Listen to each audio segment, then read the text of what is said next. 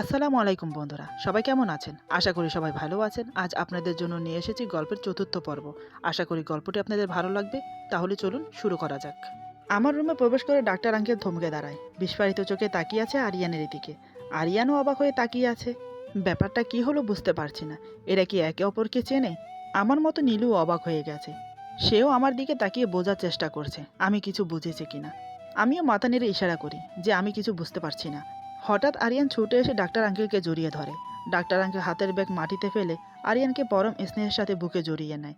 Doctor uncle আরিয়ানকে বুকে পেয়ে চোখ বন্ধ করে নেয়। ওনার মুখে শান্তির ছাপ ফুটে উঠেছে। চোখের কোণ বেয়ে জল গড়িয়ে পড়ছে। এদিকে আরিয়ান ফুপিয়ে ফুপিয়ে কান্না করছে। আজ পর্যন্ত এমনভাবে কোনো ছেলেকে কান্না করতে দেখিনি। নিজের মা বাবা মরলেও এমনভাবে কেউ কান্না করে না। এভাবে কতক্ষণ কেটে গেল বুঝতে পারিনি। আঙ্কেল আরিয়ানকে আলিঙ্গন মুক্ত করে ওর কাঁধে হাত রেখে পা থেকে মাথা পর্যন্ত দেখে। ওর দু গালে হাত রেখে সারা মুখে কিস করতে থাকে। অবশেষে আঙ্কেল বলে, কত বড় হয়ে গেছিস, আমার কথা তোর মনে আছে? আরিয়ান কান্নাজড়িত গলায় বলে, খুব মনে আছে। আঙ্কেল বলে, তাহলে মামার কথা মনে পড়ে? কতদিন পর তোকে কাছে পেলাম। আজ তোকে বুকে পেয়ে স্বর্গের সুখ অনুভব করলাম। কিন্তু তুই এখানে কেন? তোর মাথায় ব্যান্ডেজ কেন? তোর গা তো জ্বরে পুড়ে যাচ্ছে। আরিয়ান বলে, আরে মামা তুমি শান্ত হয়ে বসো এখানে, আমি তোমাকে সব খুলে বলছি। আঙ্কেল বসে বলে, এবার বল কি হয়েছে। আরিয়ান বলে, পরশুদিন আসার সময় পা পিছলে পড়ে গেছি। হাতে পায়ে ক্ষতি হয়নি, তবে মাথা কেটে গেছে। অনেকজন দেখেছে কিন্তু কেউ এগিয়ে আসেনি। আমার দিকে তাকিয়ে বলে, ভাগ্যিস আফরিন দেখে আমাকে নিয়ে আসে, সেই থেকে আমি এখানে। কিন্তু এই ব্যাপারে ওর মা বাবা কিছুই জানে না। কাল সকাল থেকে জ্বর এসেছে। আফরিন সেবা করায় রাতের দিকে একটু সুস্থ হই, কিন্তু আজ সকালে আবার জ্বর আসে। মাথার কাটা স্থানে ব্যথা করছে। তাই প্ল্যান করে তোমাকে ডাকা। এমনিতে নীলুর কিছু হয়নি। আমি আর নীলু তখনও হাঁ হয়ে তাকিয়ে আছি ওদের দুজনের দিকে। ডাক্তার আঙ্কেল আরিয়ানকে বলে, তুই এখানে হেলান দিয়ে শুয়ে পড়, আমি দেখছি কেন ব্যথা করছে কাটা স্থানে। তারপর ডাক্তার আঙ্কেল ব্যান্ডেজ খোলে, কাটা স্থানে ড্রেসিং করে আবার নতুন করে ব্যান্ডেজ করে দেয়। ব্যাগ থেকে কিছু মেডিসিন বের করে দেয় আরিয়ানের জন্য। কখন কিভাবে খাওয়াতে হবে সেটাও বলে দেয়। তারপর আরিয়ান আঙ্কেল অনেকক্ষণ কথা বলল। মায়ের বানানো চা দিতেই উনি সেটা খেয়ে বেরিয়ে গেলেন। উনি চলে যাওয়ার পর আরিয়ান বলে, ইনি হচ্ছেন আমার ছোট মামা। আজ থেকে 10 বছর আগে মায়ের সাথে কিছু একটা নিয়ে ঝামেলা হয়। সেই থেকে আমাদের সাথে আর যোগাযোগ রাখে না, আর দেখাও হয়নি। কিন্তু আজ হঠাৎ এখানে দেখতে পাবো কল্পনাও করিনি। আমার ছোট মামা আমাকে খুব ভালোবাসে। আমি বললাম, সেটা তো দেখেই বুঝতে পারলাম, কিন্তু আঙ্কেলকে তুমি মিথ্যে বললে কেন? আরিয়ান বলে, এছাড়া কোনো উপায় ছিল না। সত্যি বললে হয়তো এতক্ষণে তোমার মা বাবা এসে আমাকে দেখে নিত। আমার মামাকে তুমি চেনো না। নিজে পড়ে গিয়ে ব্যথা পেয়েছি, সেটা শুনে চুপ করেছিল। যদি জানতে পারতো আমাকে কেউ ধাক্কা মেরে ফেলে দিয়েছে, তাহলে পুরো বাড়ি মাথায় উঠাতো। তারপর আরিয়ান নীলুর দিকে তাকিয়ে বলে, আপনাকে অসংখ্য ধন্যবাদ। আপনার জন্যই আজ ছোট মামার সাথে দেখা হয়ে গেল। নীলু বলে, এখানে ধন্যবাদের কি আছে, যা হয় ভালোর জন্যই হয়। আমি নীলুকে উদ্দেশ্য করে বললাম, অনেক হয়েছে, তুই কিন্তু আজ থাকবি। নীলু বলে, না রে, ক্ষমা করবি, আর থাকতে পারবো না। বাড়িতে মেহমান আসবে, অন্য একদিন এসে থাকবো। এই বলে নীলু বিদায় নিয়ে চলে যায়। আমি নীলুকে গেট পর্যন্ত এগিয়ে দিয়ে আবার রুমে চলে আসি। এসে দেখি আরিয়ান বসে আছে। আমি বললাম, এখন কেমন ফিল করছো? আরিয়ান বলে, একটু ভালো। তোমাকে কি বলে ধন্যবাদ জানাবো সত্যি আমি জানি না। আচ্ছা, আমার জন্য এত কিছু করছো কেন? আমি তো এসবের অযোগ্য। আমি বললাম, প্রথমত মানুষ হিসেবে আমার ফরজ ক্ষতিগ্রস্ত ব্যক্তির সেবা করা। আর যেই জায়গায় আমার জন্য আজ তোমার এই অবস্থা, সেজন্য আমি বাধ্য তোমার সেবা করতে। আসলে আমি বুঝতে পারিনি এমন কিছু হবে। পারলে আমাকে ক্ষমা করে দিও। আরিয়ান বলে, যা হয়েছে এটা একটা অ্যাক্সিডেন্ট ছিল, এখানে তোমার কোনো দোষ নেই। কিন্তু আমি যা করেছি তোমার সাথে সব কিছু জেনে শুনেই করেছি, নিজের ইচ্ছায়। আমি ক্ষমার অযোগ্য, তারপরও ক্ষমা চাইছি। প্লিজ আমাকে ক্ষমা করে দিও। এই বলে মাথা নিচু করে হাত জোড় করে। আমি কিছুক্ষণ তাকিয়ে দেখে বললাম, আমার কাজ আছে, একটু নিচে থেকে আসছি, ততক্ষণে তুমি রেস্ট করো। এই বলে চলে এলাম। আরিয়ান আমার মনের ভাব বুঝতে পেরে দিক নিঃশ্বাস ছেড়ে বালিশে হেলান দিয়ে শুয়ে পড়ল। আজ 3 দিন হলো আরিয়ান আমার রুমে আছে। ভাগ্যিস এই 3 দিন ভাইয়ার পড়াশোনার চাপ ছিল, তাই আমার রুমের দিকে আসেনি। বিকেলের দিকে আরিয়ান বিছানায় শুয়ে আছে। আমি বারান্দায় বসে বই পড়ছি। আরিয়ান এখন মোটামুটি সুস্থ। গায়ের জ্বর অনেকটা কমেছে, মাথার ব্যথাও কমেছে। অনেকক্ষণ ধরে দেখছে আমি বারান্দায় বসে আছি, কিন্তু রুমে প্রবেশ করে ওর সাথে কথা বলছি না। অনেকক্ষণ অপেক্ষা করলো আমার জন্য। ভেবেছে আমি আসবো, ওর সাথে গল্প করব। যখন দেখছে আমি আসছি না, তখন নিজে থেকে উঠে এসে সামনে রাখা চেয়ারে বসে। আমি বই থেকে চোখ তুলে ওর দিকে তাকিয়ে বলি, ঘুম ভাঙলো তোমার? আরিয়ান বলে, আমি তো ঘুমাইনি, শুয়ে শুয়ে তোমার জন্য ওয়েট করেছিলাম। আমি বললাম, কেন, কিছু লাগবে তোমার? আরিয়ান বলে, হ্যাঁ লাগবে। আমি বই বন্ধ করে বললাম, বলো কি লাগবে, আমি এনে দিচ্ছি। আরিয়ান বলে, যা চাইবো তুমি দিতে পারবে না। আমি বললাম, দিতে পারি কিনা সেটা পরে আসছে, আগে তো শুনি তুমি কি চাও। আরিয়ান হঠাৎ আমার হাত ধরে বলে, আমাকে ক্ষমা করে দাও। পারবে আমাকে ক্ষমা করে দিতে প্লিজ? আমি হাত ছাড়িয়ে নিয়ে বললাম, আমি পারবো না। তুমি যা করেছো আমার সাথে তা ভোলার না। আরিয়ান বলে, তুমি কি সারা জীবন আমার জন্য ঘৃণা ধরে রাখবে? আমাকে ভালোবাসবে না? আমি কি তোমাকে নিজের করে পাবো না? দেখো, আমি তোমাকে সত্যি ভালোবাসি। এই কয়দিন তোমার সাথে থেকে তোমার প্রতি আরও দুর্বল হয়ে পড়েছি। কি করে থাকবো তোমাকে ছাড়া আমি? ভালোবাসি যে তোমাকে। আমি বললাম, একতরফা ভালোবাসা হয় না, ভালোবাসায় দুটি মন এক হতে হয়, যেটা আমাদের কোনোদিনও হবে না। আরিয়ান বলে, কেন হবে না? তুমি চাইলে সব হয়, একবার অন্তত ভেবে দেখো। আমি বললাম, আমি কিছু নিয়ে ভাবতে চাই না, না তোমাকে নিয়ে না সামনে থাকা ভবিষ্যৎ নিয়ে। আমি যেমন আছি তেমন থাকতে চাই। আরিয়ান বলে, ঠিক আছে, ভালো করে বলছি যখন শুনছো না, তাহলে দেখো আমি কি করি। আমি বললাম, কি করবে তুমি? আরিয়ান বলে, আমি এখন তোমার মা বাবার সামনে গিয়ে দাঁড়াবো, তাদেরকে সব খুলে বলবো, 2 বছর আগে যা ঘটেছে সব বলবো, এমনকি বার্থডে পার্টি থেকে এখন পর্যন্ত যা হয়েছে সব কিছু বলবো। ওনারা আমাকে যে শাস্তি দেবে আমি মাথা পেতে নেব। এই বলে আরিয়ান উঠে যাচ্ছে। আমি ওর হাত চেপে ধরে বললাম, তুমি এগুলো কিচ্ছু করবে না। তুমি যা করতে যাচ্ছ তার জন্য আমার কি হবে জানো? মা বাবা বড় ভাই আমাকে ভুল বুঝবে, সবার কাছে আমি খারাপ হয়ে যাব, অথচ আমি কিছুই করিনি। প্লিজ তুমি এমনটা করবে না। আরিয়ান বলে, কেন করব না? কত হাজার বার তোমার কাছে ক্ষমা চেয়েছি, একটি বারের জন্য আমার কথা ভেবেছো? আমার কতটা কষ্ট হচ্ছে, বারবার আমার ভালোবাসা ফিরিয়ে দিচ্ছ। ভালোবাসা মানুষ যখন প্রত্যাখ্যান করে তখন কোথায় গিয়ে লাগে তুমি জানো? বুকের বাম পাশে গিয়ে লাগে, তখন সেখানে খুব যন্ত্রণা হয়। তুমি বুঝতে পারছো না সেটা। আমি বললাম, আমি ভালো না বাসলে তোমার কষ্ট হয়, কিন্তু 2 বছর আগে তুমি আমার সাথে যা করেছো, যে কষ্টটা আমি অনুভব করেছি, যে যন্ত্রণা আমার মা বাবা ভাই ভোগ করেছে, যার কারণে আমাদের মান সম্মান সব ধুলোয় মিশে গেছে। সমাজে মুখ দেখাতে পারিনি আমি, নানান লোকের নানান কথা শুনতে হয়েছে, আত্মীয় স্বজন ফোন করে মেসেজ করে দিনের পর দিন বিরক্ত করেছে। এই মুখ নিয়ে কারোর সামনে যেতে পারিনি 2 বছর ধরে, এখনও পারছি না। দিনের পর দিন ঘরের ভেতর নিজেকে বন্দি করে রেখেছি। অনুভব করে বলো তো কতটা কষ্টে জীবনযাপন করেছি আমি। এরপরও বলছো সব কিছু ভুলে তোমাকে মাফ করে দিতে, তোমাকে ভালোবাসতে। আরিয়ান চিৎকার করে বলে, হ্যাঁ, আমি বলছি সব কিছু ভুলে গিয়ে নতুন করে শুরু করতে, আমাকে ক্ষমা করে দিতে, আমাকে ভালোবাসতে। আমি মনে করি তুমি আমার সাথে থাকলে কেউ তোমাকে কিছু বলতে পারবে না, বিশ্বাস রাখো আমার উপর। আমি ওর দিকে করুণভাবে তাকিয়ে বললাম, কি করবে আমাকে ভালোবেসে? বিয়ে করতে পারবে আমাকে? আরিয়ান চোখ বড় করে আমার দিকে তাকিয়ে আছে, কোনো কথা বলছে না। আমি বললাম, কি হলো, বিয়ের কথা শুনে ভালোবাসা পালিয়ে গেল? যা পারবে না তা কেন বলো? এই বলে আমি উঠে গিরির ধরে দাঁড়িয়ে আছি, বাইরের দিকে তাকিয়ে একটা দিক নিঃশ্বাস ফেললাম। আরিয়ান উঠে এসে আমাকে পিছন থেকে জড়িয়ে ধরে ঘাড়ে কিস করে বলে, কেন এমন করছো? আমার ভালোবাসা দিয়ে তোমার সব দুঃখ ভুলিয়ে দেব, শুধু একবার আমাকে ভালোবেসে দেখো। তোমাকে সুখী করতে আমি সব করতে পারবো, যদি বলো তোমার জন্য জীবন দিতে, তাও পারবো। আমি বললাম, অনেক হয়েছে মিষ্টি কথা, এখন আমাকে ছাড়ো। আর একটা কথা, এভাবে বারবার আমাকে জড়িয়ে ধরে কিস করাটা বন্ধ করো, তোমার পরশ আমার কাছে বিরক্ত লাগে। আরিয়ান বলে, কেন? আমি তো শুনেছি মেয়েদেরকে পিছন থেকে জড়িয়ে ধরে ঘাড়ে কিস করলে নাকি রাগ ভেঙে যায়, কিন্তু তোমার কাছে বিরক্ত লাগে কেন? বরং তোমার কাছে তো ভালো লাগার কথা, এমনকি তোমার রাগ পড়ে যাওয়ার কথা। আমি বললাম, এই যে মিস্টার, তুমি আমি প্রেমিক প্রেমিকা না, তুমি আমি একে অপরের শত্রু, তাই তোমার এই জড়িয়ে ধরা কিস করা আমাকে কাবু করতে পারবে না। আরিয়ান বলে, বুঝলাম, তবে চেষ্টা করতে ক্ষতি কি, একসময় ঠিকই তুমি পটে যাবে। আমি বললাম, শুধু স্বপ্ন দেখে যাও, বাস্তব কোনো দিনও হবে না। আরিয়ান বলে, আমি চেষ্টা করলে তোমার ভালোবাসা না তোমাকেও জয় করে নিতে পারবো। আমি বললাম, অনেক হয়েছে, এসেছে আমাকে জয় করতে, শান্ত ছেলের মতো বসো, আমি তোমার জন্য চা নিয়ে আসছি।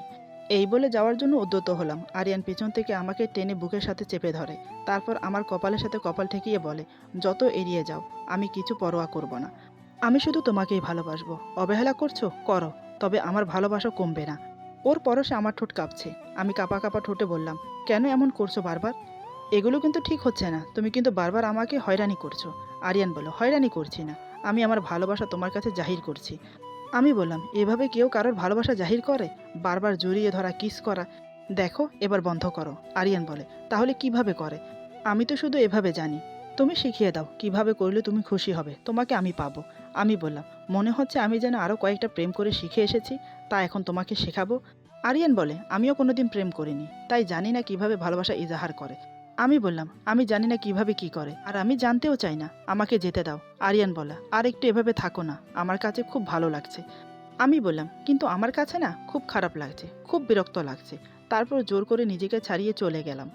আরিয়ান আমার চলে যাওয়ার দিকে তাকিয়ে মুচকি মুচকি হাসছে। কিছুক্ষণ পর আমি ওর জন্য চা নিয়ে আসি। এভাবে এটা সেটা নিয়ে গল্প করতে করতে রাত হয়ে যায়। রাতের খাবার শেষ করে সবাই ঘুমোতে চলে যায়। আমি আমার রুমে চলে আসি। এসে দেখি আরিয়ান পায়চারি করছে। আমি আসতে আরিয়ান বলে, খেয়েছো তুমি? আমি বললাম, হ্যাঁ খেয়েছি।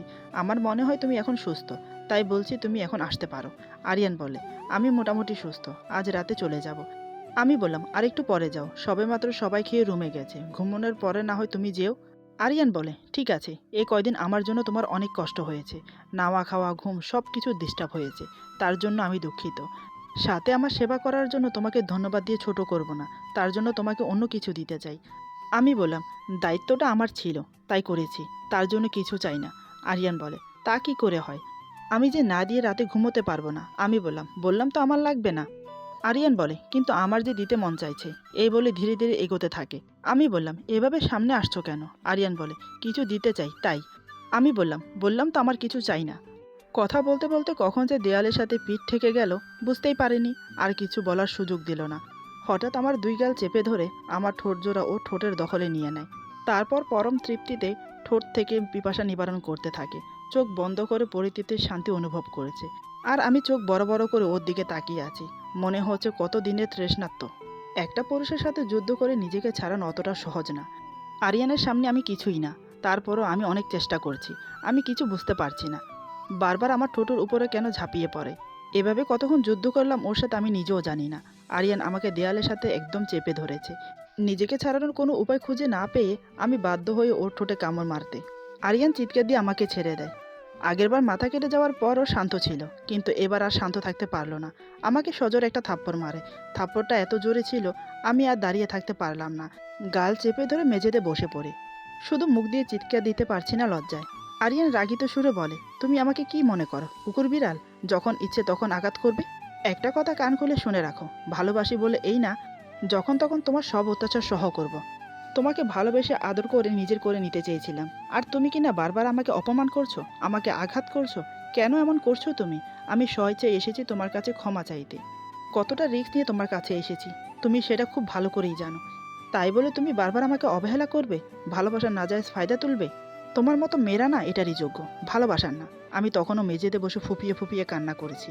ওর কথা কোনো উত্তর দিচ্ছি না। আরিয়ান বলে, আমাকে ঘৃণা করো, তাই না? সারা জীবন এই ঘৃণার মালা তোমার গলায় ঝুলবে। 3 দিনের ভেতর, জাস্ট 3 দিনের ভেতর আমি তোমাকে বিয়ে করব। তারপর দেখব তুমি কত আমাকে ঘৃণা করতে পারো। আর একটা কথা মাথায় রাখবে, তুমি যদি এই বিয়েতে রাজি না হও, তাহলে তোমার, এমনকি তোমার মা বাবার সামনে আমি নিজেকে শেষ করে ফেলবো। আমার মৃত্যুর জন্য একমাত্র তুমি দায়ী থাকবে। আমি কান্নাজড়িত গলায় বললাম, তুমি কি আমাকে ব্ল্যাকমেল করছো? আরিয়ান বলে, তুমি যেটা মনে করো। আমি রাগিত সুরে বললাম, তোমাকে বিয়ে করার চেয়ে নিজেকে শেষ করে ফেলবো সেটাই ভালো। এই বলে ফল কাটার ছুরি তুলে নিই। আমার রুমে সবসময় টি টেবিলের উপর ফলের ঝুড়ি থাকে, সাথে একটা ছুরি ফল কাটার জন্য। আরিয়ান তৎক্ষণাৎ ছুটে এসে আমাকে ধরে ফেলে। হাত থেকে ছুরিটা কেড়ে নিয়ে ফেলে দেয়, তারপর আমাকে শক্ত করে জড়িয়ে ধরে। আমি চিৎকার দিয়ে কেঁদে কেঁদে বলি, ছেড়ে দাও আমাকে, আমি বাঁচতে চাই না, আমি নিজেকে শেষ করে দেব। আরিয়ান আমার মাথায় হাত বুলিয়ে বলে, চুপ, একদম চুপ, কোনো কথা নয়, শান্ত হয়ে যাও। আমি তখনও চিৎকার করে কান্না করছি। আমার চোখের পানি নাকের পানিতে আরিয়ানের শার্ট পুরো ভিজে যাচ্ছে। আরিয়ান এক হাত দিয়ে আমার মাথা ওর বুকের সাথে চেপে ধরে রেখেছে। আমার মাথায় আলতো করে কিস করছে, আর চুপি চুপি বলছে, শান্ত হয়ে যাও, একদম চুপ, আর কান্না করবে না। সত্যি আমি ক্লান্ত হয়ে পড়েছি, আর পারছি না ওর সাথে যুদ্ধ করতে, তাই নিজেকে এলিয়ে দিলাম ওর শরীরের ওপর। আরিয়ান বুঝতে পারলো আমি ক্লান্ত হয়ে পড়েছি, তাই সে আমাকে পাজা কোলে করে এনে খাটে শুইয়ে দেয়। আমার পাশে শুয়ে আমাকে বুকের সাথে শক্ত করে জড়িয়ে ধরে আবার। আমি কিছু না বলে নিজেকে সরানোর চেষ্টা করলাম। আরিয়ান বলে, চুপচাপ বুকের মাঝে শুয়ে পড়ো, জোর করতে বাধ্য করো না, তাহলে কিন্তু ফল ভালো হবে না। আমি বললাম, কি করবে তুমি, আবার মারবে? আরিয়ান বলে, তোমাকে মারতে আমার মন চায় না, কিন্তু তুমি কাজই এমন করো, তাই বাধ্য হলাম থাপ্পড় মারতে। দেখো আমার ঠোঁট কিভাবে ফুলে গেছে, খুব ব্যথা পেয়েছি জানো, তাই নিজেকে ধরে রাখতে পারিনি, সরি, আর কখনো মারবো না, এই কানে ধরছি। এই বলে আমাকে বুকে টেনে নেয়। আমি বললাম, আমি তোমার সাথে কথা বলবো না, তুমি যাও, আর কখনো আসবে না। আরিয়ান বলে, ঠিক আছে, আমার সাথে কথা বলতে হবে না, এখন চুপ করে বুকের মাঝে শুয়ে পড়ো। আমি বললাম, তুমি যাও। আরিয়ান বলে, আমি যাব না, আমি চলে গেলে তুমি যদি কিছু করে বসো। আমি বললাম, আমি যাই করি, তোমার কি? আরিয়ান বলে, আমার অনেক কিছু, তুমি বুঝবে না, এই বাড়ি থেকে তোমাকে নিয়ে তারপর যাব, এর আগে আমি যাব না। কাল বড় ভাইয়া মা বাবা এই বাড়িতে আসবে বিয়ের কথা বলতে, আমি ফোন করে আসতে বলবো। আমি বললাম, আমি তোমাকে বিয়ে করব না। জোর করে কোনো লাভ নেই। আরিয়ান বলে, ভালো করে বলছি, যদি না হয় তাহলে জোর করে বিয়ে করব। আমি বললাম, তুমি যেটা করেছো সেটা শুনে আমার মা বাবা তোমার কাছে বিয়ে দেবে? কোনো দিনও দেবে না। আরিয়ান বলে, সেটা তুমি আমার উপর ছেড়ে দাও। তোমার মা বাবাকে কিভাবে ম্যানেজ করতে হবে সেটা আমি খুব ভালো করে জানি। তুমি শুধু দেখে যাও। আমি জানি আমার ব্যাপারে শুধু তোমার বড় ভাইয়া জানে, তোমার মা বাবা এখনও জানে না। সেই সুযোগের ফায়দা তুলবো। রাত অনেক হয়েছে, এখন চুপ করে ঘুমাও। আমি বললাম, আমি নিচে ঘুমাবো। আরিয়ান বলে, তুমি কোথাও ঘুমাবে না, তুমি শুধু আমার বুকে ঘুমাবে, ওকে? তাই চুপচাপ শুয়ে পড়ো। সারা রাত এভাবে একে অপরের সাথে লড়াই করে কাটিয়ে দিলাম। রাতে আর কারোর ঘুম হলো না। সকাল সকাল আরিয়ান ওর মাকে ফোন দেয়। ফোনের মাঝে বিস্তারিত সব কিছু খুলে বলে, সাথে এটাও বলে, এই মেয়েকে যদি বিয়ে করতে না পারি তাহলে আর জীবনে বিয়ে করব না। আরিয়ানের মা আরিয়ানকে খুব ভালোবাসে। তিনি ছেলের কথা মতো ওর বাবার সাথে কথা বলল। বাবা মা দুজন বাধ্য হলো বিয়ের প্রস্তাব নিয়ে আমাদের বাড়িতে আসতে। সেদিন সকাল সকাল ভাইয়া বেরিয়ে গেছে কলেজে, তাই এ ব্যাপারে কিছুই জানতো না। 10টার দিকে আরিয়ানের মা বাবা এবং ওর বড় ভাই এসেছে। কাজের সূত্রে বাইরে ছিল এতদিন। কাল ফিরেছে আরিয়ানের বড় ভাই আবির। সকাল সকাল আবির তার মা বাবাকে নিয়ে আসতে দেখে আমার মা বাবা খুব চমকে যায়, কারণ হঠাৎ তাদের আগমন, তাই একটু চিন্তায় পড়ে যায়। আরিয়ান তখনও আমার রুমে। আমার বাবা আবির ভাইয়াকে জিজ্ঞেস করে, কি ব্যাপার আবির, সকাল সকাল তোমার মা বাবাকে নিয়ে এসেছো? ব্যাপার কি, কোনো সমস্যা? সব কিছু ঠিক আছে তো? আবির বলে, ব্যাপার গুরুতর, তাই তো আসা। আর এমনিতে বাকি সব ঠিক আছে। বাবা চিন্তিত গলায় বলল, মানে বুঝলাম না। এরপর আবিরের বাবা বিস্তারিতভাবে সব খুলে বলল। আবির ভাইয়া বলে, বার্থডে পার্টিতে আমি আসিনি, আমার ছোট ভাই এসেছিল। তাকে হয়তো আপনারা দেখেছেন, ছেলে হিসেবে খুব ভালো। বার্থডে পার্টিতে এসে আফরিনকে পছন্দ করে। এখন সে জিদ ধরেছে আফরিনকেই বিয়ে করবে, তা না হলে জীবনে কাউকে বিয়ে করবে না। বাবা বলে, আবির, আফরিনের ব্যাপারে তুমি সবই জানো। এরপরও কি তোমরা চাও এই বিয়ে হোক?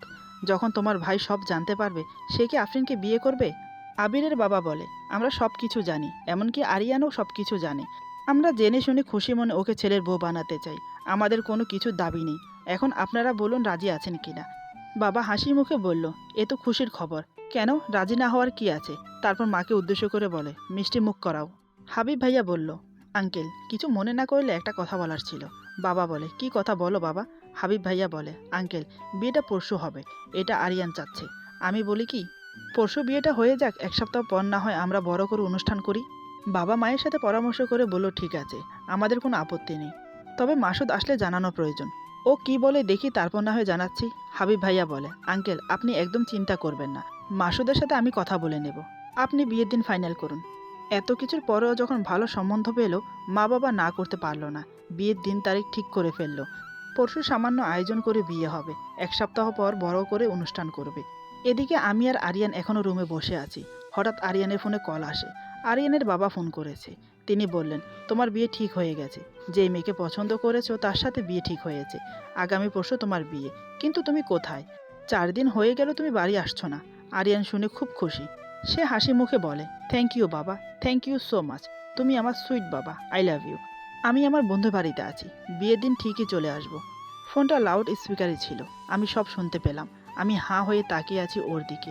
এটা কি করে সম্ভব? আমার বিয়ে ঠিক হয়ে গেল, তাও আবার আরিয়ানের সাথে, অথচ বড় ভাইয়া কিছুই বলল না। একটিবার আমাকে জিজ্ঞেস করলো না আমার সম্মতি আছে কি না, এই ছেলেকে আমার পছন্দ কি না। আর আরিয়ানের মা বাবা, তারা আমাকে না দেখে বিয়ে ঠিক করে চলে গেল। মানুষ আগে বিয়ের জন্য এসে মেয়ে দেখে, আমার ক্ষেত্রে তা না হয়ে বিয়ে ঠিক হয়ে গেল। আরিয়ান ফোন কেটে আমার দিকে তাকিয়ে হাসছে। এদিকে আমার ঘৃণায় রাগে নিজের মাথা চুল ছিঁড়তে ইচ্ছে করছে। নিজেকে খুব অসহায় মনে হচ্ছে। আরিয়ানের হাসি যেন আমাকে ব্যঙ্গ করে বলছে, তুই হেরে গেলি আরিয়ানের কাছে। আরিয়ান জিতে গেল। সে ওয়াদা করেছিল তোকে বিয়ে করবে 3 দিনের ভেতর, সে তাই করেছে। এখন কি করবি তুই? তোর যে আর কোনো রাস্তা খোলা নেই, এখন তুই বাধ্য আরিয়ানকে বিয়ে করতে। আমি আর পারছি না। রাগে ঘৃণায় মাথা ভোঁ ভোঁ করছে। হঠাৎ আমি রাগ সামালতে না পেরে যা করলাম আরিয়ানের সামনে। আরিয়ান সেটা কল্পনাও করেনি আমি এমনটা করতে পারি। আমার অবস্থা দেখে সে ভ্যাবাচ্যাকা খেয়ে গেছে। এরপর যা হলো, আজকের গল্প এখানে সমাপ্ত। বাকি অংশ পেয়ে যাবেন আগামী পর্বে। আশা করি গল্পটি আপনাদের ভালো লাগবে। যদি ভালো লাগে তাহলে লাইক, কমেন্ট এবং সাবস্ক্রাইব করে আমাদের পাশে থাকুন। পাশে থাকা বেল আইকন প্রেস করে দেবেন, তাহলে আমাদের নিত্য নতুন ভিডিও আপনাদের কাছে পৌঁছে যাবে। সবাই ভালো থাকবেন, সুস্থ থাকবেন। আল্লাহ হাফেজ।